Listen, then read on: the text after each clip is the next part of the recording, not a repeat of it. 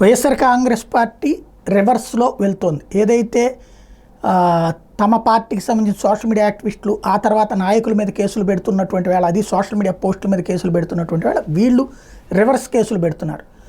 జగన్ మీదనో లేకపోతే వైఎస్ఆర్ కాంగ్రెస్ పార్టీ నాయకుల మీదనో పెట్టినటువంటి సోషల్ మీడియా పోస్టులు ఇవన్నీ ఆ మధ్యన ఒకటి ఇచ్చారు డీజీపీకి. ఆ తర్వాత ఇప్పుడు వరుస పెట్టి వివిధ పోలీస్ స్టేషన్లో కేసులు ఇస్తున్నారు. రోజుకు ఒక్కొక్క జిల్లాలో కేసులు కంప్లైంట్స్ ఇవ్వడం, ఆ కంప్లైంట్స్కి సంబంధించినటువంటి వివరాలు బయటికి వెల్లడించేటటువంటి పని చేస్తున్నారు. కాకపోతే గతంలో తెలుగుదేశం పార్టీ వాళ్ళు ఇదే అనిత కానీ లేకపోతే వరలరామ ఇట్లాంటి వాళ్ళు కంప్లైంట్ చేశారు చంద్రబాబు గారి మీద పోస్టింగ్లకు సంబంధించి లేదా అసభ్యకరమైనటువంటి ఇష్యూస్ గురించి. అప్పుడు వైసీపీ ప్రభుత్వం ఉండి ఎలాంటి కేసులు పెట్టలేదు లేదా ఎలాంటి చర్యలు తీసుకోలేదు. ఇప్పుడు సేమ్ సమస్యల్లా చట్టం తన పని తాను చేసుకుపోతుంది అనేటటువంటిది కేవలం మాటలకి మాత్రం పరిమితమవుతుంది. ఏ ప్రభుత్వం వచ్చినా ఎంత పెద్ద నాయకులు ఉన్నా సరే చట్టం అధికారానికి చుట్టం అన్నటువంటిది మరోసారి స్పష్టమవుతోంది.